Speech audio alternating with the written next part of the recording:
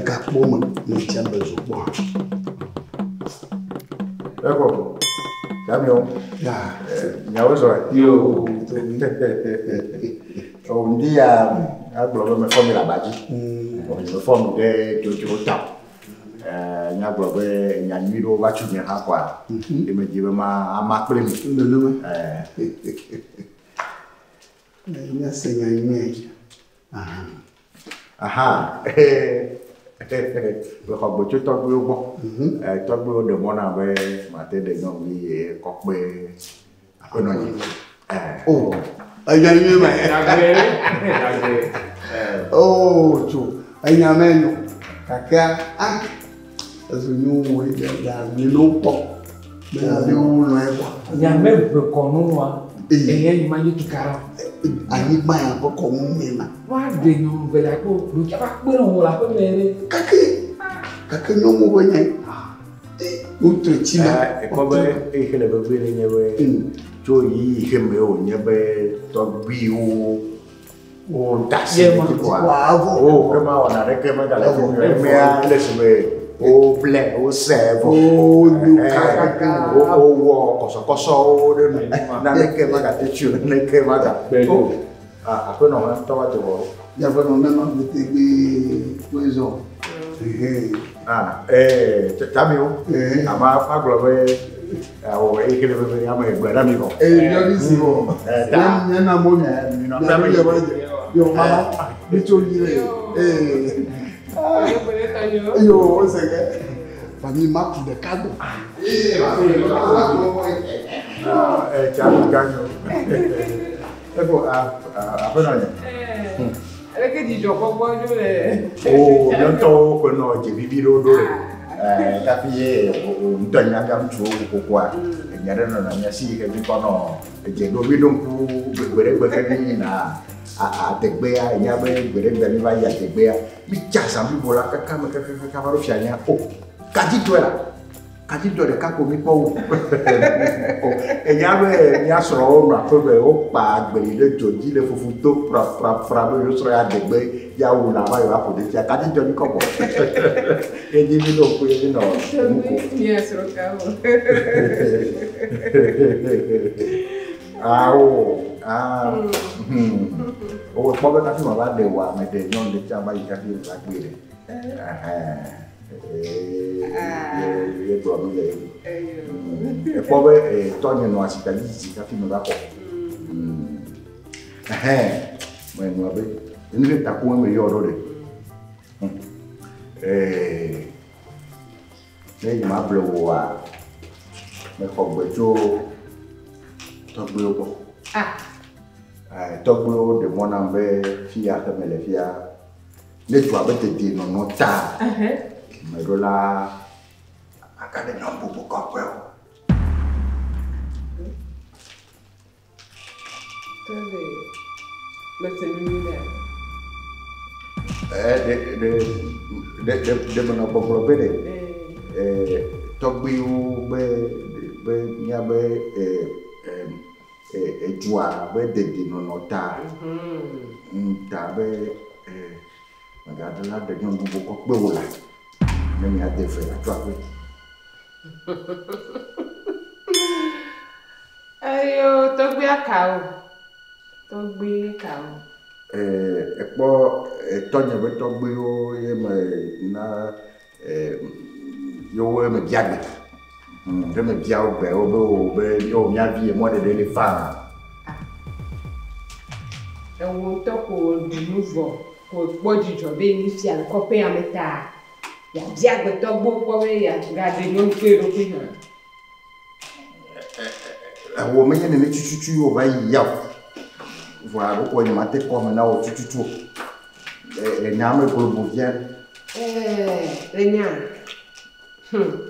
nya boa le nya de ni gba ya do na no be ne muchu le nko bo ebe ye nyi muchu a no nde le ko ese go me ta ne be gbe enye me dua ya de ta ko pe am kaka jo le ke to fi le ke wo le ke blonya le ke wo le ke ye ko be na ni gbin ye do azi pe ko ya de no nu bu o ga be ke razi ki ya e ble ro ki o Et c'est un bleu. Imagine que tu as gagné quoi. Nkama o, ma de non kui un bleu ma chesi o ben ye pile a e ko won ni a. Un bleu. Alo menye wo sofo ka kepekpe gbejea ketekle abado glosike ne a. Magia fie. Benye ka mo sutere mi amebea. Togbe ya na ubi togbe ya to ka fi gbere o. Awu ibo togbe ya do. Awu ji togbe ya do. Ni to mo togbe awu mo ko gbe togbe na ponyi. Ti aso no agbere na be nya ya le ke gbere nya mi. Cho, ena la mko ele fufu. Ma jo atolo. Ma jo la tolo le fi asaya mo. Ma jo atolo le fi asaya mo. Ndoko anyira jo. Ndeko anyira jo.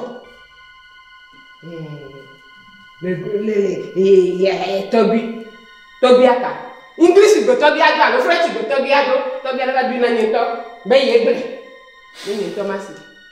Agbasi bi ore. Mazo, machu. Ehunwa, osofo machui. Ina perifia, ne ke nya gbe. Tobi ne na gbete be. Oi mama.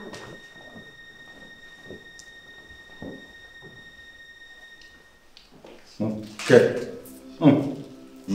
Ya no no ko. No wa banya bire na mi ko, nyore kan ati wo ko. Oh. Ni ka ko mo re fia ni wa yo ame ya bi. Na ko no ya ma ya no re nya ji wa. Ke mi ja o nya ya do. Wa ro ko nya wa kwa ka fi wa ko.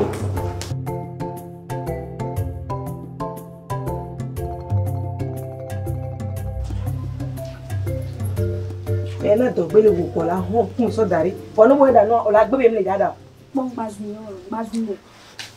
eyin oro to yan wa na eyin no oro to be pong gba nigba zun wa ma da no le fi yare na ba jiji nu na be ada ma gba mu jino na No ko dia ngba kena mo so ya no le ahwe ba. eyo no gba to la no deji wa lo ami ma bu be gbe kele kom na wa no gba to la no deji o mo te community Dena ko ya no la ko ngba na mi. eyo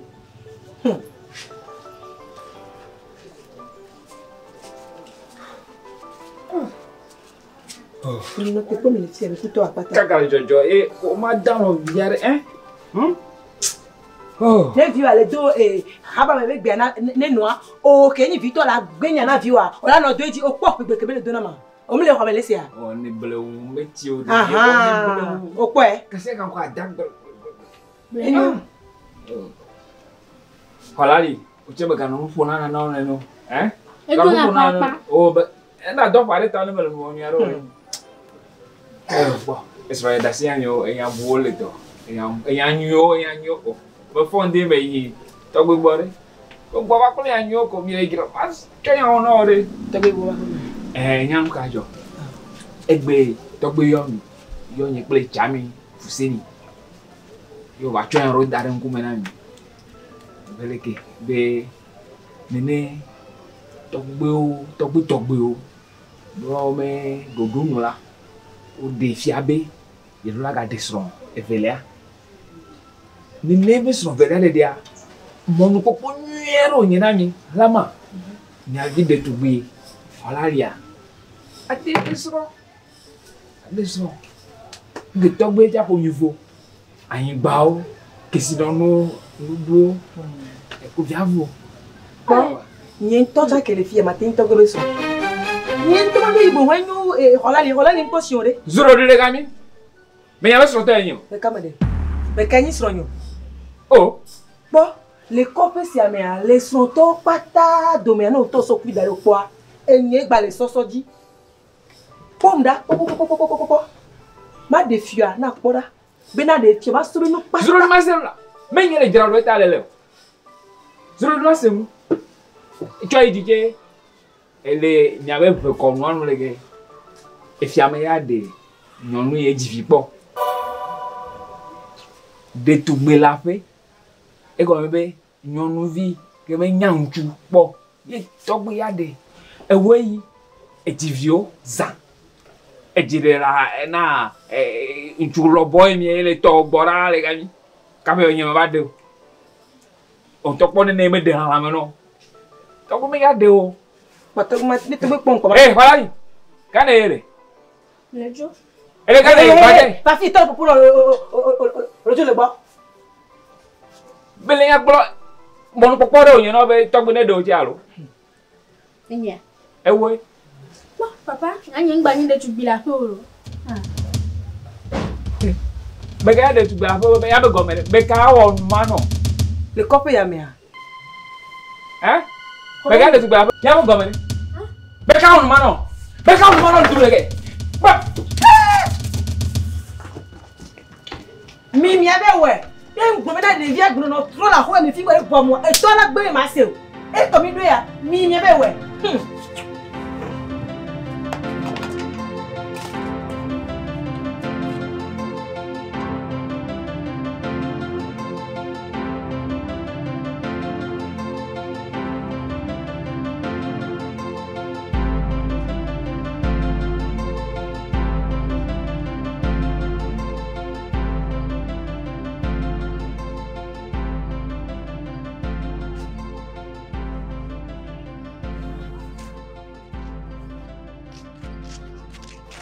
Mekele po ma. Le bene. Dada. O ton le jome. Mi tu agbla. Mi so agbla lo yin so be do. Don you tu yin agbla me tu. O le kin gbe a. Melie. O tan ye cha do gbe lo. Ye nba yi be ma te o vile lenti ma. Mi so wen. Na ke ko ji mele ne ma. Mbe dade. Mbe dade. O le se jo be yan ma. Nke ga jo ju am. Wo mle se ngare pepe a. Nke ga jo. Efiada de ngon ye lo. Yo mi ku don lo yin le jara lo. Devi na me ga ko be yan mo. Bo ma se le gbon. O fo chan le me. Ife nya. Efiada de ngon. Chere yan ye. E be jara lo ti pom le ya. No wa ka o jade. O be yan de pepe. Nya ga yo. E so to hale ma. E so to. E fi so gbe la te nya. Mu so ajo a ho yan no a. Ko ma be die. O wa me ko o wa. Ye jo no fi wa ga ju de si. Fo ya bon. O de vitu ki ya nya ka gbe bi o hanyi. Sro nya gbon. O ta Wa sro wa ele so so ji ni we. Nya to nya to po mo ga ndeke wo mo. Ta le ji se pro mani. Ma du fi obega. Ma ko se ba yin gban o ta me le ji. Wo le ni abe na fi o. Wa blon ko mo ne nya. Ma chi wa ba to ten to ku chi ale mo ya ji a. E ma chi wa ba to ten ro fia. Ma drebe nya yo la. Ma drebe nya ka dre wo mele klo wa. Nya ka ta mi fia ji egbogbo nya na ji jo nya. Da si chi na me. Da si chi na me mo na de vinye la. Oh, me ga chi ma pa. Ga ka me ga bobo aleji ga ka mo gododo ale. Obi wala na mi anya. Ga ma so ko mi dra do me ye fia nto ja joji ne fia ko fia la ko. O kare dia. So mi ka ta mi dra do e. Ne ha mele no me nwi to ama. Ne ha mele no me nwi to. Oh, du pa bo akpe na la. Nya ka ta mi me do ko e. Bo ala pe mi akpe. Oh, nya ma me nyi nyare yo ga ma so kwa. Ni ha ma ja do ki nyero. Jo ma de jara. Oh, ga wa tutu ndara gbla mo. Nya ka do mo fo no dia. Ni ma po na kere ke chon. Do me si. Bo pakere da. Na de fia cho. Nya ma na iwe na ba de fia.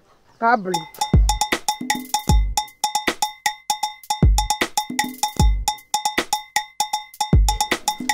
Tiasiga nous le dos. Tiasiga, dagbe onimere va fond jata be la gome. Osofuga, ejo je fiasama. Hein? Ejo. Le nyate pe ma miawo yo no bana fiasama. Fia dona merudo. Voilà, po be nyinto, me da fo mo vado. Eje pa be ejo. La pe na mi. Togbi be yedura de nyonu pe e fiasro. Le fiasama.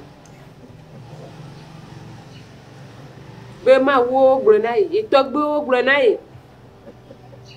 Como po be nya ajo nya bebie.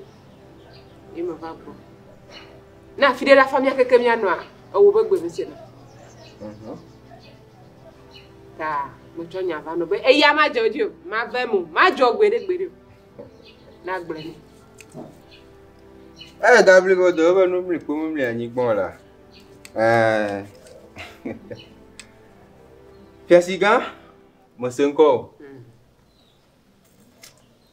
Bo ma wo bo mo mo nyemi agbeto to. Togwe de nous ma fille en coco. A fille on va de. Et ata ni mo po be afode de ale ke gali nga ga oso nyamanti.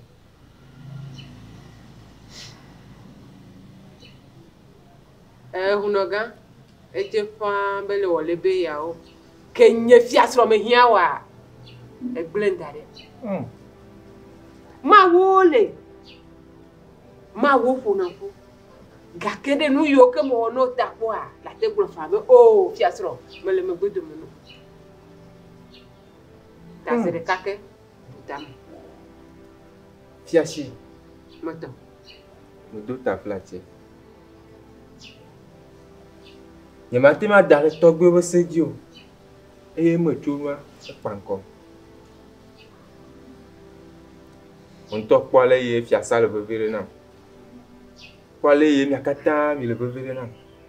Je crois kata le bevere na. Ye mate ma dare Togwe bo sedio. Unoga Yes, no. Ekaredia. Enye fiasro elo. On do ta flatie donc wo se na vie. Okay. Kakane npepele ji, npepo chopo ni alo. Ke esebe mi le ntudina ti abi nyonu a ama. Nyawo ho De mo duro bo we adonu fi abofo mu ba. De mo duro a. Wa ma tema de fi abia. Unaga. Ponu tu toto ni. Fiasi. On to akpo go mo nyinu ko le fi abi de mera. E fi abanyi gba gangan o. Ora kon fun mo do. E we supposed to fi abeto vie. Alors de me carré digna. Bon, le gars de Fiasia. Oh, Fiasia, non, nous guérons, mais. Bueti. Watch, cha. On a carré, et puis avec une pomme. Fifi le va. Wahadina Togo. Oh. Apode. Na kwa hadina. To sene. Fao. Wangwa bo.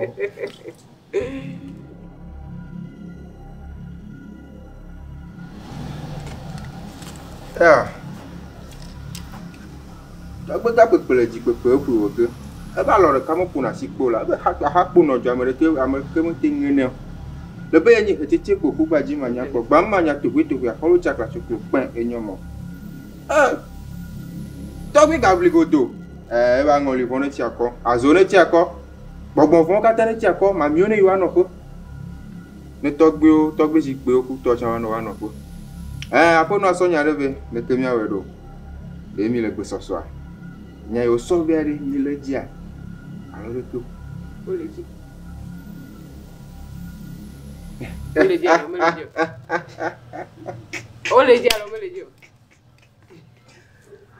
Oh, wa. Wa mo gabo. Togwe la se fi abi ko ba wa ha. Togwe wa ha. Wa ha. Poti akoro ni gba klo. Nyanyi be fi asro mo ko na nwi o dana reji. Ta. Egbe. Nya chite. Ne ma nya be le megbedo nye me cho ma ba glo nya buwa. Nto ma klo fi agbo. Wa mo gabo. Na de social terminese. Mo le gbesoso. Ele gbesoso. Togwe we ponu. Ne fi asi. Enu le dozi le kake. Abele le klo lo ni bo ko a, ma klo to bo la ko no. Ejo dina. Ah.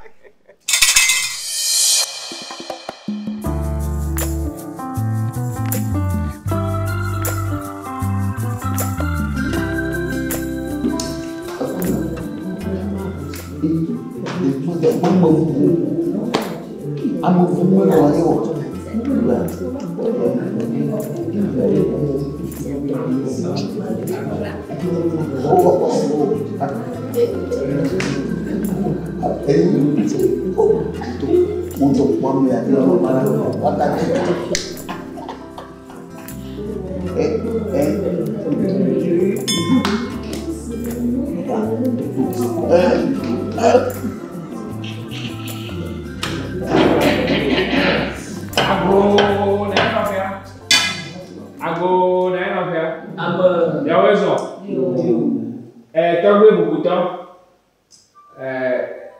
tukɔ pete va na yi le ŋkume ŋde de nya lo ta edzidze fia livi le doa me ne to ge ogble ne to ge le egble eva su bubli ale gbegbe mbeka le ta nya le mbeka le ta nya na ya ye tukɔ va do ite be wa va gbɔ be yo se be nene tɔgbe bubutɔ be ya gade esrɔ̃velia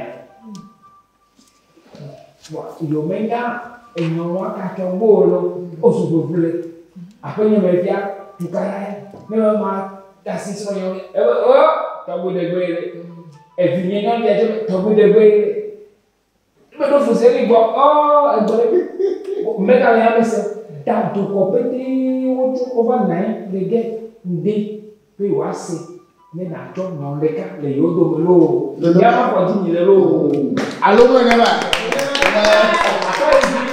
enya be le ge ye nye be ŋka wo be tɔgbewo wo gblɔ be ne tɔgbe de nyɔnu velia la ake tsɔtsɔ ava na be do a me nya kata ma nye kpa dzɔ lu kunye megbe adzɔtɔ ne o ganye srɔ̃ nye kura dze na tsɔ eye srɔ̃ velia tsɔ va ne fere ne fa nya lɔ loo ne fa lɔ yenye amegbe emi dzɔ va ŋde loo egbe dzedza yi. Yo, akpena chami. Sebenarnya kalau nyanyi mana mana ni, akpena aku bala be, rumah nak kebi mau tu na asidemu.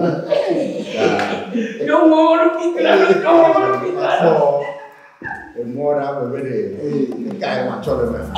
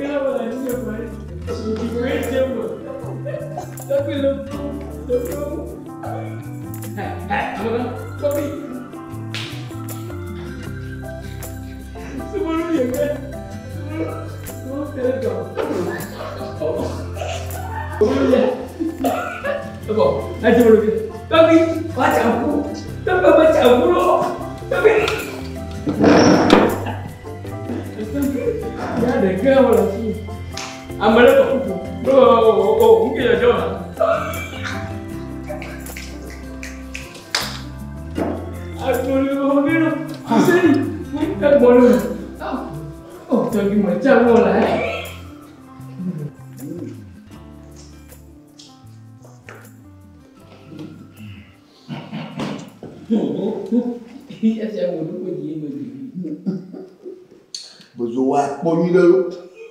Poni de. Vous. Après la vie. Au blanc. Tu sais tellement quoi? Non,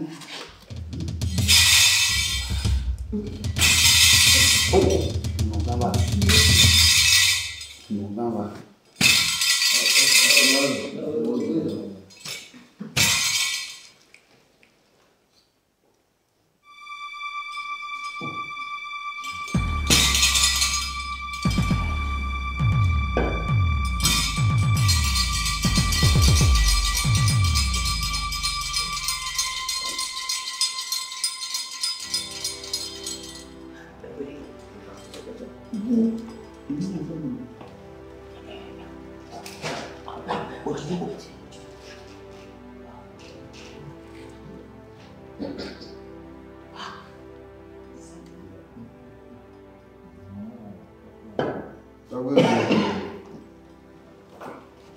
Jami. Aboy. Ne sede. Ne te tu kau bo e bobo wana magati.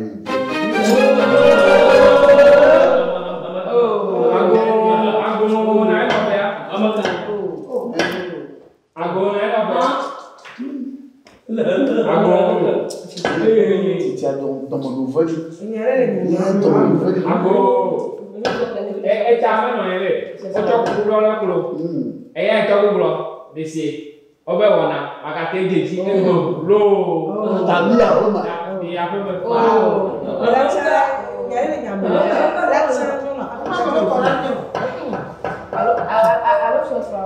be? Bien après.